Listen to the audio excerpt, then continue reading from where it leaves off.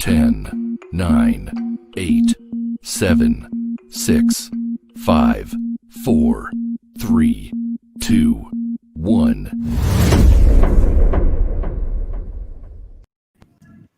What is going on? What is going on? It is Patriots week, officially Patriots week. I'm your host JT with my co-host of the building, Lorenzo Alexander. Zoe, what's going on? Yeah, it was doing well. Things are good out this way. Obviously, coming off of a big Bills win last week versus the Jets. And also went 2-0, in our flag leagues with my 9 and 10-year-old and 5 and 6-year-old teams. So that was a lot of fun, and just living life, doing well. So good to see you this week, and hopefully everything is going well on your side of the valley as well. Everything is good, man. Everything is good. It's everybody's healthy. Everything is going well. We got a big election. I know you're going to talk about that this week. Oh yeah, you see, I'm even repping, this today. Athletes vote. Just making sure people know. I'm pretty sure people are probably sick and tired of hearing of it. But even for those that may have been offline under a rock for the last really 4 years, but more recently, even like the last 3 months, it's been, kind of crazy. So make sure that you drop your ballot off at a local secure drop box. Obviously, it's too late to mail it in, but make sure you early vote or show up on November 3rd, which is this coming Tuesday. Don't miss it. Definitely. And speaking of the flag game with your kids, we actually got a couple clips that we're going to show.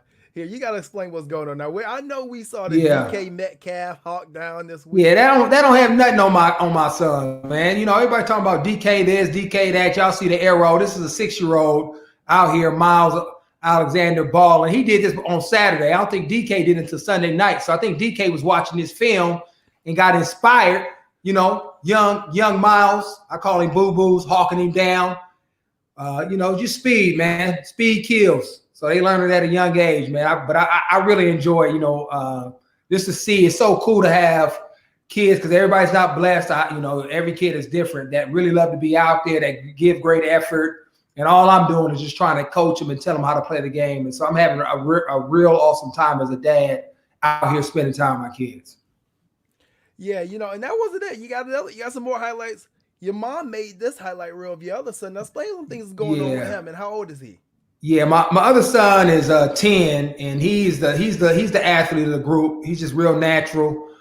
This is him getting a pick six. It's a little far, but then he takes it to the house. Makes a couple of moves and takes it to the house. He had 3 picks in his game. I think 3 touchdowns.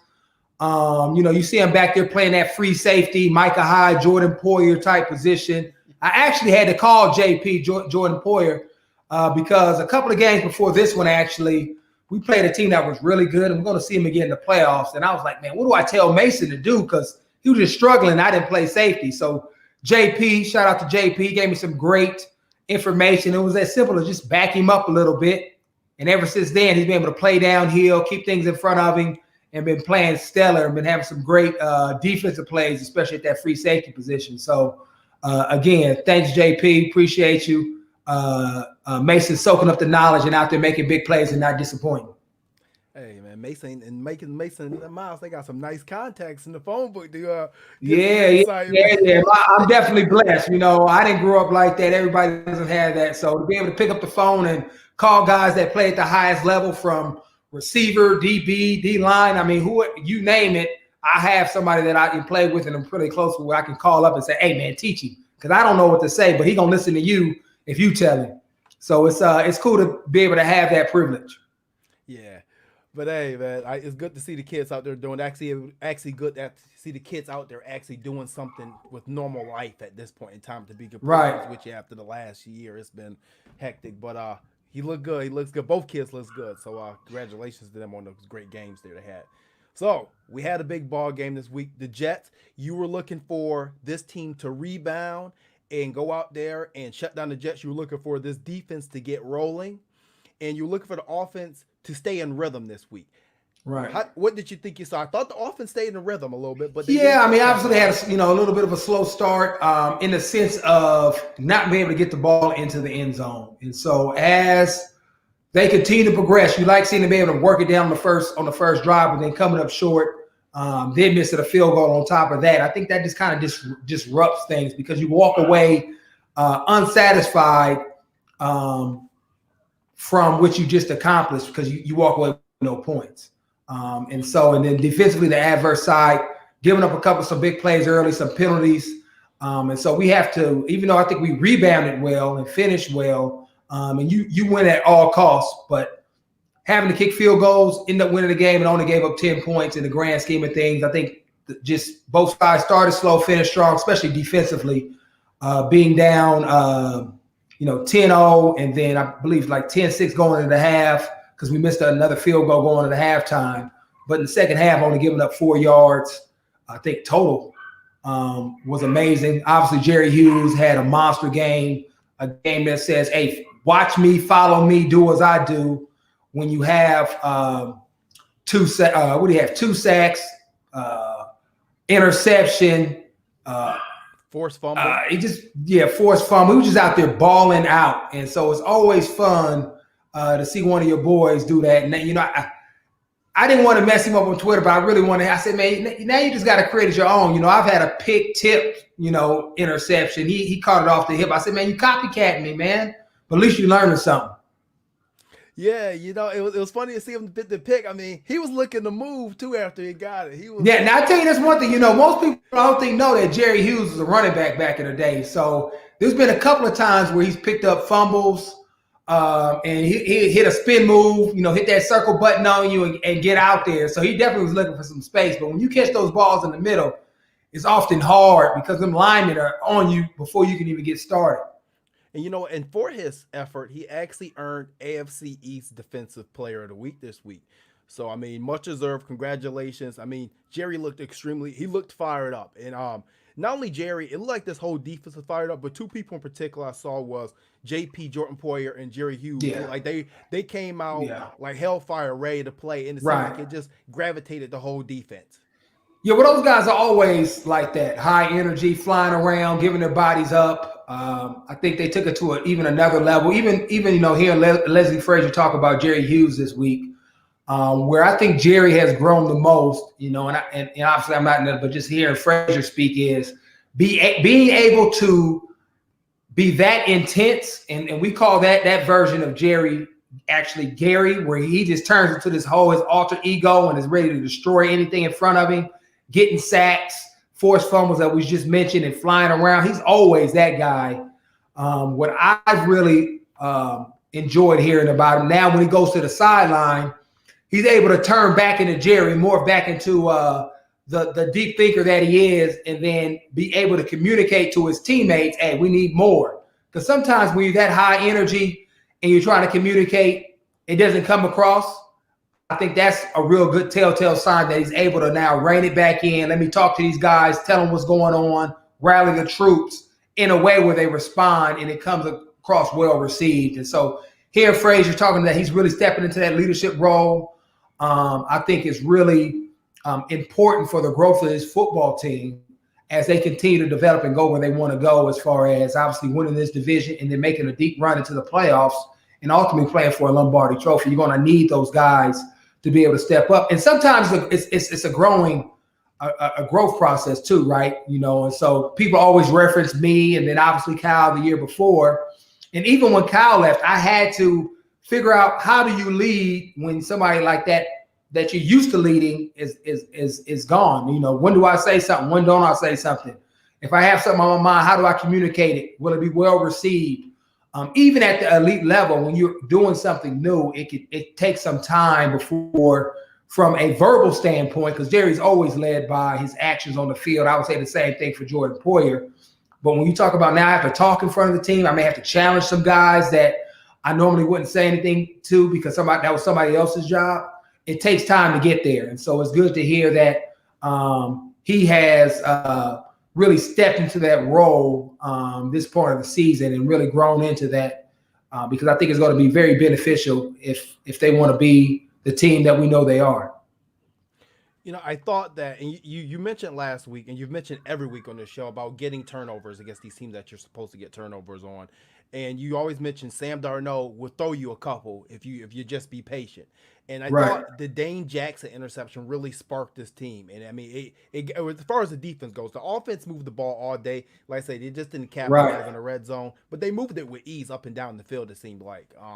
But the Dane Jackson interception really got this defense going, and at a crucial time because if New York gets down into field goal range and they get that field goal, now that becomes a 2-score game right before half.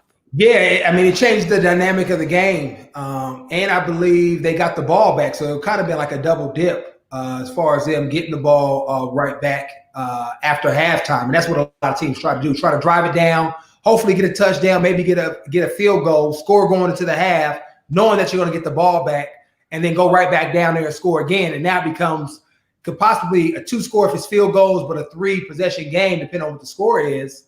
And it's really hard to come back from that. That's something that New England really preached and really, I think, focused on. And that was something that Sean, I think, noticed what good teams do is what we call is double dipping. And that's something that we like to do. And so from a defensive perspective, to be able to have a stop, get an interception, and then give your offense the opportunity to put the team in as maybe score a touchdown or possibly a field goal. We had a shot at a field goal and didn't convert on it. But you had the opportunity. The time was in. And so I think Bass will continue to learn how to take advantage of those moments, become more efficient.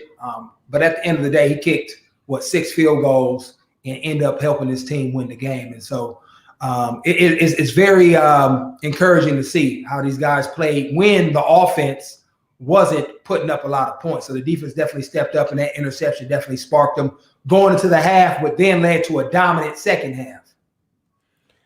Speaking of Tyler Bass, this week, obviously, when he missed the first field goal, Twitter and everything went crazy, up in arms. Oh, he's missing field goals. He's a rookie. He's a rookie who went without pretty much a training camp, a rookie that went out with mini camp. He's not from a huge program like a Georgia or an Alabama where it's probably a lot of pressure situations and with 80,000 fans in the crowd. And obviously we don't have any fans right now. We don't have any fans right now. But he's learning. But this kid has phenomenal leg talent. I've seen some videos, this dude kicking 65 yards. How patient the fans need to be with him? I mean, it is a growing experience, right? He is a rookie. But at some point, especially when you get a lot of opportunities, like he just had 6 field goals made, 8 attempts in this game. So he's getting a lot of opportunities to kick field goals, to kick extra points, which are like field goals, because his offense has been very explosive. And at some point, there has to be a transition of where I'm no longer a rookie. And we used to always tell young guys this, especially if you was playing a significant amount of time and teams were dependent on you. And this is a different year because you don't have the preseason to give additional reps. But at some point, hey, I'm no longer a rookie. I know what to expect. I know what the game, I know what the pressure is like. And now I need to step up and be there when my team needs me and make these kicks. Because that's going to be the difference as you start playing better teams. I mean, we even saw that Monday night in the Seattle-Arizona Cardinals game and how key it was to make field goals. I mean, that's what the game came down to, was the kicking game. And so people often overtime look special teams, kickoffs and kickoff returns and punts, and because it's not very sexy or people don't have a great knowledge about it. But it is that oftentimes as these teams get closer in talent and ability and styles of play, and discipline, all those areas, the kicking game is what sets people apart. And that's what you need to have. You think about people like Gawkowski, kickers like that of that ilk that are Hall of Famers and where they made their, name known as in the playoffs. And so Adam Vinatieri is another guy. So you have to, and obviously those are veteran guys, but you have to make your mark and you have to get better as the season goes on. And being a rookie can't be an excuse, especially as we continue to develop through this season. And so they have to continue to go back and see why he missed those other kicks. To make sure that when the time is and we need this field goal, crunch time, we about to win the game, we need you to make these kicks. And there should be no pressure because you have prepared yourself to now apply the pressure to the situation and not feel it. And that's something I know Sean tries to imitate in practice, which is hard to do. You put something on the line, whether it's in practice or, something like that, or we're going to do something cool after. And you try to put those pressure situations on the kicker to try to imitate the situation. And so he has to continue to get better. Yes, he did. He helped us win, but he has to continue to get better. So when it's not the Jets, we have confidence in what he's going to do. You mentioned Sebastian Janikowski. You mentioned, I don't know if you mentioned Janikowski, but you did say Vinatieri and Janikowski. And I actually went back and Bass is hovering around 74% field goal percentage at this point rate with the misses and the makes. And I want to, actually point out that two of his misses this year were actually the strings were pointing back at him, which is and all that matters, right? Yeah, but that matters. I went back and I looked at Vinatieri's and Sebastian Janikowski rookie year percentages, and I think Vinatieri was around 74% and Janikowski may have been around 72%, which I remember Janikowski was a first-round kicker and he actually struggled his first year. And I kind of compare Bass to them because he has phenomenal leg talent like those guys have. But after time, they became more consistent to the point where they were some of the better kickers in NFL history. Hell, Janikowski used to come out there. They tried 66-yarders with him. Yeah, so. and I think you're right, hitting the nail on the head when you're talking about it. It is a process too, but and that's where it is a balance of understanding where he is in his progression, but also understanding from a team perspective and accountability perspective that you want to see him grow and not lean on, or, I know he's probably not doing this, but just not lean on, well, I'm a rookie. You want to be the best rookie ever if possible. So I know what the greats did, but, you take advantage, be you and be 85%. And not use that as a crutch, which he's probably not, but that's what I'm saying. So I know there's history behind rookie kickers. And normally they're not as good. And I've been around a couple that have been cut and end up being really good. Lady, like, man, why did we get rid of him? He had some promise.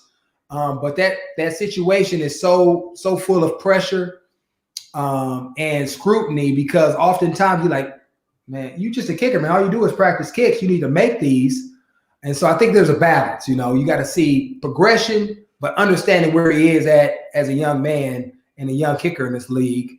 But guys in that locker room, if it's, hey, we about to beat the Kansas City Chiefs and go to the AFC Championship or maybe the Super Bowl and you missing kicks, I don't know. I'm like, oh, well, he's just a rookie. It's okay. Nah, man, you need to make this kick. But in the grand scheme of things, when you look back at it, you're like, okay, he was a young guy, the pressure, then you understand. But so it's kind of that balance, and it's hard to live in that world, but that just is what it is. Well, obviously, Bills Mafia, we are still traumatized from kicking, especially with this guy named Scott Norwood that in the 1990 Super Bowl. Right. Yeah, So it happens, but you understand that people make mistakes, but hey, when it's on the line, man, we need you to come through, baby. We need you to come through. Right. So let's see. Hopefully he gets better. And one thing to point out about his kicking as well is he's from Georgia Southern. It's nice weather down there. This weather's not going to be so nice here in about a month here in Buffalo, maybe even a week, really. Yeah, and that's another thing. I mean, for him to be kicking, and I don't know how many kicks he's had at home versus away, but it's really going to start picking up. And one end zone is worse than the other, and it's hard for veteran kickers to come in here and kick. And that's why that leg strength is so attractive because of the wind, is swirling, coming across, changing, during the middle of the game. You may have snow early, then it turns to rain, and then it gets windy. So having a strong leg is obviously very attractive and a huge asset to him as a kicker. But you have to learn how to rein it in and be very disciplined and accurate with your mechanics. Because kicking is like playing golf, in my mind. It's very integral. It looks easy, but it's much harder once you get out there and try it, like swinging a club. And most people can't play golf, and most people won't admit they can't kick a football either, even though they want to be very critical of guys. Well, I've tried both. I can't golf and I can't kick. So I'm not going to criticize. So Josh Allen, he had another 300-yard performance this week. Obviously, no touchdowns. We didn't score any touchdowns this week, but he looked pretty smooth. He moved up the ball up and down the field pretty with ease. But one thing I can notice, you can definitely tell the difference in this offense when John Brown is not in there. Now, this week, obviously, the go-to guy was Cole Beasley a lot. Monster. Cole Beasley ate the last 2 weeks. Yeah. I actually had to text him. I said, man, I know we wasn't going to get this until after the game, but I don't want to forget, man. I said, man, you out there balling. He probably looked and said, man, he texted me in the middle of the game. But, yeah, I mean, we almost forget about Cole Beasley, right? John Brown, Stephon Diggs, Singletary. We almost forget that Cole. And I think sometimes we get away from him. But obviously not having John Brown out there, we've had to rely on him, man. He's a dog, man. Catching balls, running cats over, diving, just doing whatever he has to do to make it go. And so I can't wait till we get everybody healthy and we can just spread that thing around, man. But Cole, he's always open. I mean, I look at him every time he put moves. He's always open. But when you interject a guy like Stephon Diggs, you also have to go to him because he's probably almost always open as well. And so just getting everybody involved, I think that's always the hard thing when you have so many guys. Getting everybody involved and really making all of them be viable threats, so where the defense really can't pinpoint who they want to take away. As we've talked about earlier in the year, where it may be a different guy each week, but it feels like Cole until of late has kind of been overlooked. But I'm glad he's getting his touches because he's out there doing what he does. I think he's overlooked because he's not the biggest. He does the fastest. He doesn't do all the flashy stuff, but he does all the grit and grind, man. And right. Shout out to Cole Beasley because, like I said, having him operate in the middle. First of all, if you put a one-on-one matchup on him, you're in trouble. Yeah, he's done. I mean, they done. Whoever's guarding him is done. You might as well just chalk it up as a 5 to 10 yard gain and line up to fight the next down. Speaking of, how important is that safety blanket to a quarterback, especially a young quarterback like Josh Allen, have a guy that can operate in the middle of the football field like that? I mean, it's significant. I mean, it's much like having a really good tight end. I mean, because they normally work the same areas of the field, right over the quarterback in their vision. And so if they ever get panicked or, maybe get some pressure and have to roll out, especially with Cole, he's been around long enough to where he can find the holes and get open and be in your vision where you can create an easy completion to him. And so it's vital, especially to have smart guys like that know how to work in windows, how to create the separation, and then know how to get back to you when you need somebody to help you out because protection is broken down or it's just great coverage on that particular play. And another week, I thought your man was going to break one this week. I thought he was gone, and he got chipped up a little bit. You've been saying it for 3 weeks. He's eventually going to get one. But Andre Roberts had another good game of returns. And actually, I think this is the third game this season that he's flipped the field at a very crucial point in time. Andre Roberts, what else can we say about him? Yeah, I mean, he's dominant, man. I underappreciated by the team. But, again, special teams. And in Buffalo, I think it's different. I think they understand what special teams means. Even though you'll see, on social media, why are we keeping Andre Roberts around? Well, hopefully all those people that have been tweeting those type of comments, even through the season, have stopped because the dude is dominant and field position is king in this league, especially when you talk about scoring points. The better field position, the higher percentage of scoring a touchdown is, scoring points are. And so you need a guy like that can be dominant, that people are scared of, that fear, and may start, as you'll start probably seeing, especially with punters that aren't great at direction, trying to kick from him and then end up kicking the ball out of bounds, shanking punts because he is that dominant. And so that's a game changer. And he has a lot of hidden yardage that I think people are unaware of in how he fields balls, how he fair catches balls, how he returns balls, and then just punters trying to keep maybe the ball away from him as the season continues to progress. And you probably start seeing a guy here or there shank a few punts, and you like, okay, oh, he might made a mistake. No, Andre applied that pressure because he's trying to keep the ball away from him. You know, I've actually never thought about it like that. As far as punters shanking punts out of bounds or messing up, trying to kick away from doing something out of their normal routine. Yeah. I mean, it happens a lot. I mean, especially when you have guys that aren't great directional punters, and there's not a ton of guys that can directional punt. And then now you we got a great returner back here. In this case, it's Andre, but I even remember playing against Hester or Deshaun Jackson in their prime. You kicking balls. You're like, man, where's this dude kicking the ball to, man? We can cover, but the coach had told him to kick it away from him, and he's shaking punts left and right because he just wasn't used to doing something or trying to hide it because, good punt returners can tell which way you're going to kick the ball, and then you're trying to shift at the last second, and your rhythm and timing and mechanics are off, and you don't get the same type of kick. It could be a low hang timing ball that now gives Dre some room to operate, or it could be a ball that was maybe they only kick it 30 yards, and now you have great field position and didn't have to do anything outside of just lining up and standing out there and placing that fear of you taking one to the house in their hearts. I was arguing with people all last week about Andre Roberts. And like I said, I want to give not only a shout out to him, but a shout out to this entire special teams unit, because as good as the offense been playing and as well as the defense are starting to come around, this special team has been locked in since week one. Siren Neal, Tywan Jones, Tyler Matakevich, these guys have been lights out and shutting these returns down and everything. Yeah, I mean, they got dogs out there flying around. I mean, even my man Tyrell Dotson has been out there doing double duty at times throughout the season, making plays on special teams. But it goes back to Heath Farwell and Smiley, the two special teams coaches, in the work, the extra meetings that they put in to make sure that guys are prepared physically, mentally, and then really have clarity, keeping things simple as far as what the objectives are. Having great juice, being smart, and being physical, and just setting the tone. And so he's being a former player and a former fellow special teams ace, understands how to connect with his players, and he does a great job. And like I said, Smiley does as well. And that's why you see these guys week in and week out, just making plays, doing their job at a high level. But I know they're hungry for more. We want that touchdown, Dre. We need that touchdown, baby.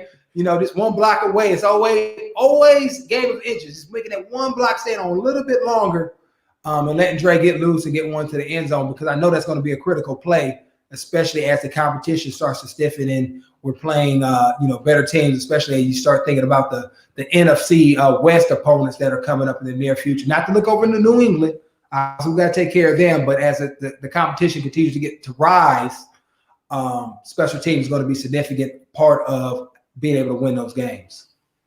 Right. And you mentioned New England. And mind you, if you want to go back to Heath Farwell, I love watching Heath Farwell in the sidelines in the game. That guy gets so pumped up. It makes he's all juice. Yeah, he's all juice. I mean, he had to play with that same type of juice. So great dude, great coaches. We even played against each other, when we were coming up. So I've known Heath a long time, had a lot of respect. He actually stole a couple of Pro Bowls from me because he was a couple years older than me, solidified at the special teams. He was on the Minnesota Vikings, playing real great ball, in the Seahawks. So he's done it. Now he's coaching it, and he has a high standard, and they're doing it well. Right. But Zoe, it's Pat's week, and we know how Bills Mafia gets with Pat week. You get this little extra tingle on your skin. Hey, can you give us some insight of what it was like preparing for Patriot Week here in Buffalo when you were on the team? I mean, we treated it as much as you could like any other week. I think that's more, you play the Dolphins, you play the Patriots because of Tom Brady and how they dominated the division. I think the fans obviously got hyped up for more of those games because they understood if we win those games, that's a telltale sign of the organization making a shift. And I don't think we've beaten the Patriots since 2016, and that's when they had, and Tom wasn't even playing. Jacoby Brissett. It was Jacoby Brissett, and we skunked them 16-0. But it's not the same. And so I'm obviously the Patriots. I think that's something mentally you have to get over, and it's more about the organization. But it's not the same team with Tom Brady not out there from the standpoint of, overcoming that Patriots dynasty and really being able to beat them, but it doesn't matter. Still the Patriots.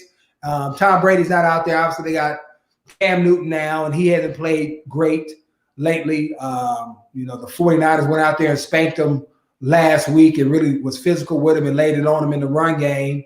But knowing Belichick and that culture and the prideful men that are on that team that have been there for years, they're going to come ready to play. And so you have to approach it in that sense. Like this is not in the sense that it's a Tom Brady-less team, but this is the Patriots organization that is traditionally coached well and wins games and figures out ways to do it even when they're shorthanded.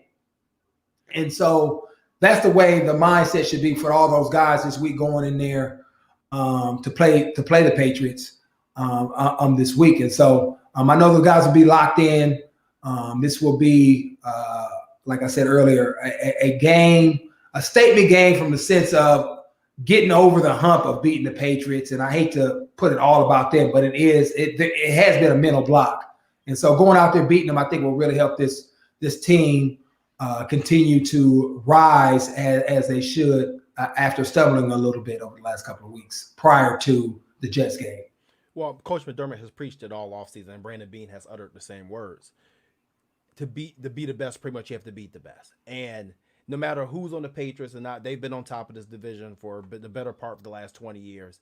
And until you dethrone them, they are still on the throne. Even though they're 2-4, doesn't matter. This is the time that you have to dethrone them. And this is the game they're coming to your house. They're struggling right now. They're really struggling. And you mentioned that 49er game. I can't remember a Patriot team that looked that way. They almost looked really dejected. And the 49ers really just gave it to them. I mean, they gashed them for 197 yards on the ground. Yeah, I mean, and that's a Kyle Shanahan-led team that's been gashing that. And ever since they got whooped up on and now they're starting to get healthy, I mean, they just been physically dominating teams, especially after Miami went out there to San Francisco and beat them in their own house. The last couple of weeks, it's just been a physical dominant game. And that's how you beat them. Because every time, even when we've played the Patriots in the past and have lost, you never really felt like they physically dominated you. You just felt like they out-schemed you, out-executed you, and beat you that way. And so that is a easy way and a clear way to beat this team is just be more physical with them. Run the ball down their throats because this is not the 2019 Patriots defense. It's a total different defense. Obviously, they've had several opt-outs, and their offense isn't playing well. So they're playing more snaps, things that they're not accustomed to. And right now, they're bleeding. And so don't go in there and be a paramedic and try to, patch them up by not playing well. Come in there and continue to do damage, right? Finish them as, Mortal Kombat, game back in the day for all the old heads out there.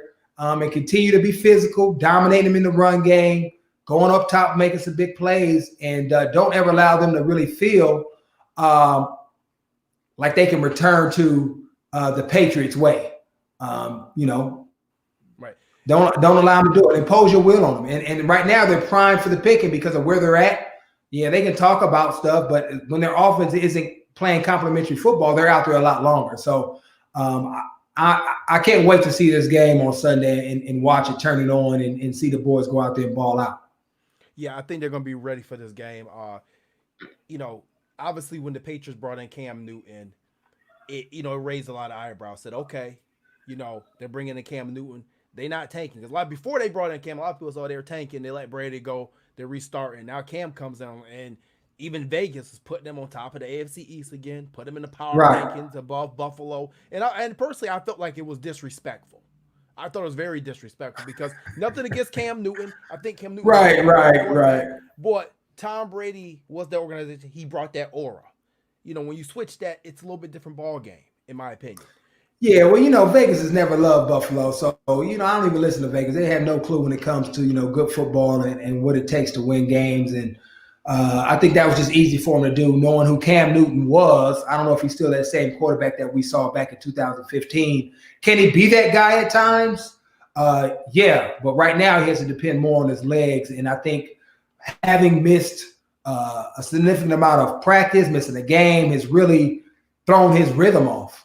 And he's not the same guy that started the season that took the Seattle Seahawks to the brink. And they don't have a great defense by no means in Seattle, but, took Russell Wilson and the Seahawks to really a 1-yard run that he didn't convert. And so I think this is a much different team than we saw at the beginning of the year. And he's really struggled here of late with accuracy, throwing balls, throwing on time, knowing where he wants to go. And so defensively, you have to get after a guy like this as well, not allow him to get into a groove, because if there's anybody that's feeds off of swag and confidence, it's Cam Newton. And so you have to go out here, be the aggressor, have that same type of pass rush and mentality that the defense had last week. Obviously, it starts by stopping the run early because this team has in the past ran the ball really well. And last week, the Bills defense did give up, I want to say it was like 5 yards a carry, or no, not quite 5, 4.5 yards a carry. And so that can't even be in the mix. The run game needs to be shut down all the way and really put this game on Cam Newton's shoulders, and then get after him, make him feel like he has to speed up, so you can blitz Cam, get after him, because I don't know if he's working through his progressions as fast or really understands the system as well as maybe they would want him to be at this point in the season. And because of that, I think he struggled and has come out of the last 2 games because he hasn't played to the standard of what they need to win games up there in New England. Speaking of him playing, obviously last week he was taken out of the game and benched in the third quarter. And, you have to let that sink in a little bit too as well. From a coach's standpoint, this team was possibly prepared to go into the season with Jarrett Stidham. So now I have to believe that you do have Jarrett Stidham looking over your shoulder, and that if you don't play well early, I don't know what type of leash or how short of a leash he's going to be on. Right, yeah. He said it himself. If he continues to play this way, he's probably going to get benched, even though Belichick has come out and said, he's a starter. But yeah, Stidham is sitting there in the wings waiting. He didn't look particularly great either. And obviously coming off the bench and never really having any reps in game experience is always a hard situation. And obviously they went with Cam for a reason, even when it was an open competition in training camp. So, neither one of these guys, the way they're playing currently, scare me. But at the same time, you respect all and fear none. And you have to come out with a game plan to continue to exploit the weaknesses that they've put on film. And so, dialing up blitzes, getting after them, speeding them up, disguising, because both of these guys will throw you interceptions and will give you an opportunity to make game-changing type plays and become a hero on Sunday with even possibly, having a pick six. So, just coming with it, understanding that, and then making plays when they throw the ball to you. And speaking of throwing the ball to us, and whichever quarterback, we may see one, we may see both, who knows? No Julian Edelman. He's ruled out for this game. He had a knee procedure this morning, and he's going to be out for for some time now. So it's going to be a couple weeks. That's a huge blow. It's huge. He's your veteran. He's your guy that bails you out. He's your Cole Beasley. Does all the dirty work, blocking. Work in the middle of the field, a veteran guy, a leader. But even when you watch, kind of him and Cam, go to the sideline, he's been very frustrated too. So he's like, I need to go and get this surgery, at least so I'm right. But that only helps the Bills. That's one less guy that you have to worry about. And for me, I'm not even really worrying about the pass game. My focus on it is still, the run game. Sony Michel, Cam Newton, if they try to get him going and get some confidence with his legs, getting, moving down the field, because you are missing a guy like Julian Edelman, who has been productive and has made plays, significant plays in this league. And so, yeah, and even all these plays you're showing now, versus us, that's Tom throwing in the ball. I think they did have some chemistry early when they were working against Jamal Adams when they played Seattle, and that's how they stayed in that game. And that just shows you the caliber of receiver Julian Edelman is, because he gave Jamal Adams the business when they played him down there in Seattle. And so it's only a plus that he's not playing and that he'll be out in this game this week for the Bills. You mentioned the run game. Now, last year in week 16, that's pretty much what the Pats did. And obviously, hearing the weather reports coming out of this Buffalo game, that this wind Yeah, could be windy. 45 to 50 miles per hour, it seemed like this game is going to be one in the trenches, just about. Yeah, I mean, every game is one in the trenches. I mean, whether you're passing it, you got to have protection or pass rush pressure, or if you're running it, you got to open up lanes or close them off. So the games are always played in the trenches, and this is going to be, just one of those physical games, and you have to be more physical than they are. I think last year, even just physical, but then also fitting where you need to fit. Because I think historically, especially over these last couple of years, they have schemed us, and we really never were able to pick up on how to fit some of their runs and shifts properly. And so I know they're going over right now, especially when you're in base personnel and they do this college shift where they shift the tight end from one other side and bring the Sam linebacker, which was normally me. I was a Will, but became a Sam linebacker on the line of scrimmage, and then run away and make a safety have to play in the box and having the fullback lead up, and now you have to fit the run that way. And so instead of running at a more physical player, they were trying to scheme and make a less physical player play the run. And those are things that we're going to have to see if the Bills adjust well to throughout the course of the game, because that has been a weakness or something that the Bills haven't done well in the past, when I was playing. So I was a part of it in trying to fix. And that's going to be, I think, the crux of the game. Are they able to stop the run, put Cam in a third and long situation, and then go there, get after him, and make him make some mistakes and create some turnovers?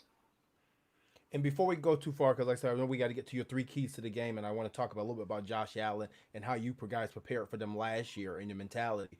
Don't forget, guys, on Twitter and on Facebook right now, on the new Lorenzo Alexander Bills Pressure Front podcast page, we have a giveaway where I'm thinking of Andre Roberts now. Lorenzo Alexander is giving away a signed autograph ball. You got to donate a minimum of $5 to his Aces Foundations for a great cause. And get your signed ball and get over there and like and follow the pages so we can follow this great show, insightful show every week. The mentality of these games last year. Now, I felt like both of those games you played, those guys last year, were winnable games. They actually, I didn't think they were winnable games. Yeah. And obviously, it was a slow start for the first week with the 4 turnovers. And then the second game, you guys actually held the lead into the third quarter. Yeah. Going forward, to lose the 2 close games where you felt like you should have won, does that give a team extra confidence going into this next game? Like, hey, you know what? We had those 2 games last year. We kind of let them slip through our hands. We ain't going to do that this time around. I think it gives you motivation to make sure that you execute on all levels. I mean, you mentioned a couple of times. I remember last year on the goal line a couple of times where we still could have made some plays and maybe held them to a field goal where I miss a tackle in Rex Burkhead, and that's a guy that we haven't mentioned that's always very dynamic in our games as far as running the ball into the screen game and be able to do some things, missing a tackle and him rolling in for a score. And so have to execute. Traditionally, the Patriots are a very disciplined team and execute longer than other teams. This year, they're 2-4 because the tables have turned on them in a way where now they're making those mistakes that are giving their opponents an opportunity to win games. And so that's where it comes down to. Can you out-execute them for 4 quarters, be more disciplined than them for 4 quarters, and first of all, not beat yourself, and then when they make those mistakes, because they've put it on tape this year, capitalizing on that, getting the ball in the end zone or coming up with an interception that's thrown to you, and make it a big play. But yeah, to your point, I think this team has gained confidence, understands where it's playing right now, sees the Patriots who are wounded, and we know what wounded teams often come out of the corner, with all hands on deck. And so that mentality, I know Sean is speaking to it. Do not underestimate this team, even though they're 2-4. But coming in with the mentality, hey, we're gonna take this thing, not give them anything, and make them earn anything that they get. But this team, in the Bills is more talented. And again, if you go out there and execute and be where you need to be, should beat this Patriots team. Now, you spoke about Sean McDermott and obviously Bill Belichick. A couple interesting quotes from Bill Belichick I found this week, and different insightful things that people have released. The one fact that he's been calling other coaches and GMs, different things that people who started going through rebuild and get insight on how did they go through their rebuild process, what did they do. Stephon Gilmore putting his house on the market today, and obviously the trade rumors really swirling around there. Julian Edelman going on a knee procedure, the quarterback swap from last week. The word I key in with this that you don't normally hear from New England is distraction. Right. And it seems like the distractions are kind of seeping in now with it being 2-4. And really, if they lose this game, I don't want to say you mail it in because anything can happen, but it's not going to be good for the organization for the rest of the season. No, I mean, and I think they can see the writing on the wall. I mean, even if they are able to battle back and be 8-8 or 9-7 or whatever that may be, I don't know if that really does anything for them as far as the standard that they have set for themselves as far as playing for Lombardi trophies every year. And so regardless of whatever they end up doing this year, I think they are in a rebuild mode. Obviously, they'll get some players back next year that opted out this year, but they need to find, obviously, their next franchise quarterback. Whether he's on the roster or not, they probably don't know. But as you mentioned, when you don't win, distractions do seep in, especially when you're accustomed to winning. What's going on? Why isn't this guy playing well? What's going on with Bill? Has he lost it? I guess it was Tom Brady. All of those things, when you lose, every little thing that you don't do right rises to the top and to the forefront of conversation. And you have to be able to deal with them. And because they haven't really been here in this situation, I think it just shows the humility of Bill Belichick to be calling coaches around the league and try to figure out how to do it properly and go through a rebuild. Because he hasn't had to do it for over, 20 years. Every year, they've been reloading, just pretty much, not rebuilding, just reloading. They get rid of a guy that's prominent and replace him with somebody else. But that quarterback position has always been where it's at. And so now that it's no longer time, you have to figure out a different way to win. And so they truly are going through an organizational structure rebuild as well as players, because Tom Brady was such a significant piece. And anytime you lose somebody that's been with your organization that long and plays the quarterback back position too, there has to be some things that change and shift. And so right now, while the Bills have theirs together, they've kind of went through that process and have their core and their foundation. There's no better time than the present to go out there and seize this moment and dog the Patriots like they dogged us for all those years and really take hold of this division and dominate it and making sure that you have a home playoff game every year. And I know Miami's sitting right there 2-2 and all that, but they haven't proven anything quite yet. And I think the Bills is in a position to really seize and dominate and get that mental mystique over other teams like the Patriots have for so many years and really establish themselves and start trying to string together not only this season, but multiple seasons in years to come. And we have a couple questions, then we'll get to your 3 keys to the game for the Bills to kind of try to dethrone the Pats this week. Right.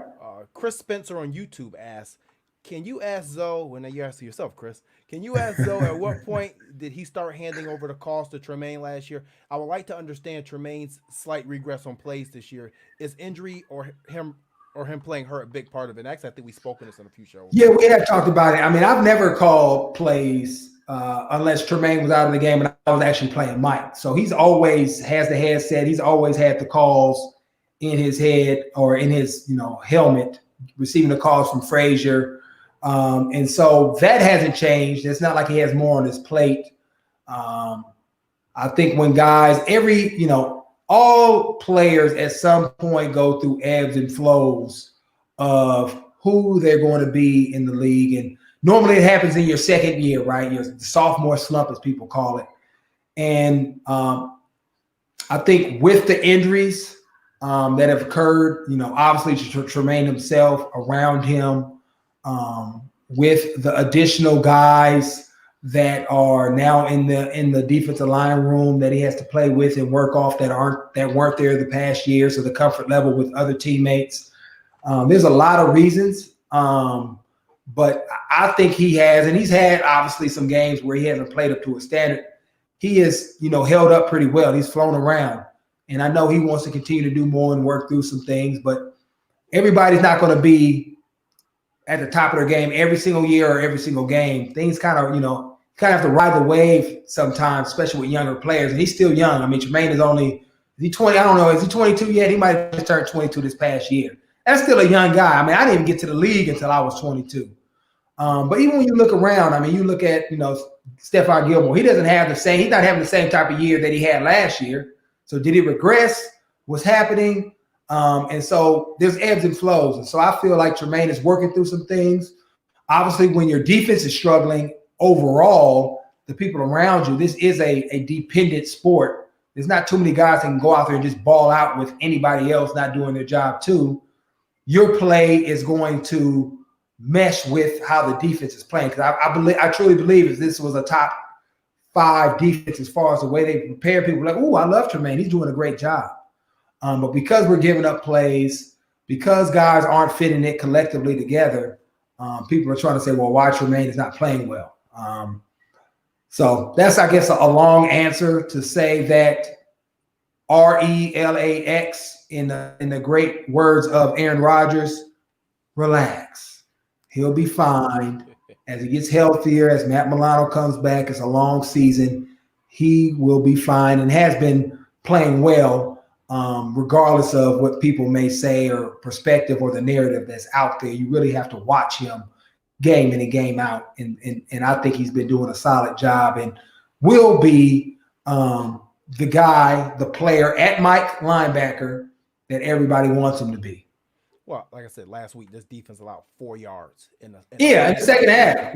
Right. So and he was all over it. And he did drop 2 interceptions. You got to catch those. But the whole point was he wasn't guessing. He wasn't jumping around the rows. He looked comfortable. He looked actually healthy. And I think health is the biggest factor. Yeah, and as that progresses, as he gets his confidence and feeling back, he'll be fine. So, like I said, Aaron Rodgers, Cal great, NFL great, RELAX. Had to throw the Cal in there, didn't you? Always, man. I always got to represent any way I can. All right, we'll take 2 more questions and we'll get ready to key game. Huddles on Twitter ask, is there advantage since Sean knows Cam Newton? I'm assuming Sean McDermott with his time as defensive coordinator going against Cam. Any advantage? No.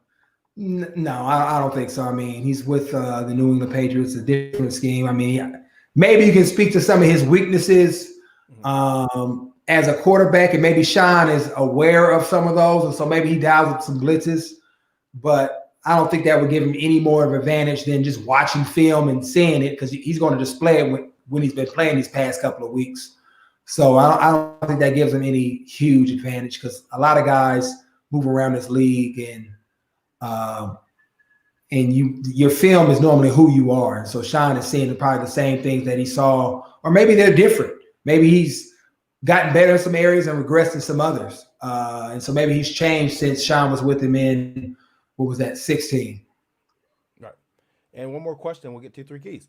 PJ Ty asks, Zoe, do you think the weather this weekend will hurt our pass off? Because I'm nervous it's really going to hurt us. That's where I think he's peaking to the 45, 50 mile per hour winds possibly. Yeah, especially in our stadium, there's sometimes like when you're going away from the tunnel, that area gets really swirly, just from talking to the kickers and some of the guys on offense. So you may see, normally you see in one direction, they'll be throwing the ball, and in the other direction, they won't be, based on how strong the wind is and what direction it's coming in. And our stadium is crazy. It shifts all the time. And so I say yes and no. Just depends on, and I don't know which way it's going to be blowing. But once you're watching the game and you can kind of see which way the flags are blowing or how the coordinators are calling plays going in one direction versus the other, will kind of let you know how that wind is doing and the impact it's having on the ball in the passing game. All right. Well, Zoe, it's that time. We got to get you, Zoe. Yeah. Last week you gave us 4 keys to the game. So I was just giving out keys because they needed a lot of keys, and they went out there and executed and dominated it in the end and got that W. And so, just kind of thinking about this game, I mean, for me, it is not being comfortable with what you did last week, especially in that second half, but instead you using that to fuel you to that standard and moving into this game when we're talking about the run game, especially first, second down, not allowing Rex Burkhead or Sony Michel to get anything going in the game at all because, looking back, giving up 4.5 yards per carry to the Jets and Frank Gore and their running back crew. If you do that again this week, I don't know if that's the best thing. So you have to stop the run early and often and put the game in Cam Newton's hands and then be able to light him up and hopefully that he will make a mistake and throw you the ball. And whether it's Cam or Stardom, I think that is going to be a significant emphasis this week. Number two, I would say scoring points in the red zone is going to be significant. Moving the ball, creating a rhythm is great, but when you get down there, you want to score touchdowns. That's sexy. Kicking field goals is cool, if you do it from here and there, but to ultimately beat a team that is well coached as the Patriots, to continue to move forward and prepare yourself to where you want to be as you continue to play better teams as you move along this season, you want to be able to execute when you get down into the red zone and be able to put up points and touchdowns. And then lastly, I just want to see my boy Dre and that special teams unit to continue to do what they do and really set this team up offense and defensively with great field position. And then I'm going to give a fourth one because we are playing the New England Patriots. Great disciplined football, which leads to execution. And that is always how you had to play in order to beat this team. And I know it's not the same team without Tom Brady and what they've shown this year. But I know Belichick is going to be on those guys all week because at the end of the day, they may be tanking and thinking about rebuilding, but he's a very prideful man and has a certain standard that he wants his team to play with. And so coming out and making sure that you set the tone and maintain it with your discipline and execution from start to finish is going to be a significant way of beating this team this week in the New England Patriots. And quite honestly, if they come into Buffalo and get a win and they go to 3-4, it can really change this whole mindset because it could change your whole season. Yeah, I mean it can. I still think this is Bills is a better team, but you don't want New England to come in here limping in here and beating you in your house. So that can't be even in the back of your mind. That shouldn't even be an option this week. Take care of business again, like the Jets. This Patriots team isn't the same. You respect all, fear none, but treat them the way they need to be treated. This is not a very good New England Patriots team, especially the way they played, last week with the 49ers. Go in there, and the week before that. I mean, they didn't even score any points, and lost to a team that kicked only field goals, much like what we did to the Jets last week. So go in there or defend your house. I know it's a home game, and from start, jump on them.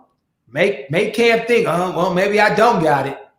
Maybe I am about to get benched, and just really take it to them and be physical and really claim the division that is yours. You got to think that, hey, this is mine. This is mine. I ain't gonna let you come in here and take this because you think you the New England Patriots. We the Buffalo Bills, and we about to handle you as such as what you've been putting on film here. And that's what the mentality's got to be from start to finish. And I know my man Jerry Hughes is gonna be riled up, and Poe and Josh is going to be on high too. So I can't wait to see these guys go out there with that mentality and really play physical and hopefully be able to dominate this game from start to finish. Definitely. Use the keyword, as we say, get back to distraction. Got to take advantage of distractions this week in New England. And Zoe, another great show, my man. I want to give everybody a shout out to make sure that you're definitely following us on Twitter. Make sure you follow us on the new Lorenzo Alexander Facebook page or Pressure Front Facebook page. Make sure you're getting with that giveaway. And make sure you follow us on all iTunes, Google Podcasts, Apple Podcasts, Spotify. We're all over the place as we continue to grow. And I want to thank my co-host here, Zoe. Great insight once again, man. Got the keys. We got to win this game. Yeah, got to. If you want to go where you want to be, you got to beat the teams you should beat. So once again, everybody, thank you for tuning in. This was another episode of the Pressure Front Podcast, and we will be back next Thursday, hopefully 6-2. We'll see what happens. Other than that, everybody, be safe, be well. What you want to give another plug to vote results? Oh yeah, you got to get out there and vote now. Hey, don't forget to vote. Obviously, November 3rd on the Tuesday. You can always go drop off your ballot. It's too late to mail it in. Don't mail it in. Don't trust that portion of it. It's too late. Go in, local post office. Get on Google, search where can I drop my ballot off at? Walk it down there early in the morning. No line. Boom, you're done. But definitely allow your voice to be heard. Put your hand in the pile, obviously both from the presidential standpoint nationally, but more importantly on the local level, voting for people that are going to be really implementing policies and running the environment and culture in your own community that's going to impact you every single day. And then whether or not your candidate gets elected in, make sure you hold whoever's in that position feet to the fire as far as doing things the right way above board and making sure they are for the people. And I think that's the only way you can do it. We can't complain about something when we have the ability to apply our own pressure and really be a part of the solution in the community. Yep. You said it best, though. Get out there and vote. Guys, be safe, be well. COVID numbers are spiking again, so please just be safe. Keep your family safe. Be careful. Wash your hands. Do everything you got to do. Vote, and we'll see you guys next week. Thanks for tuning in.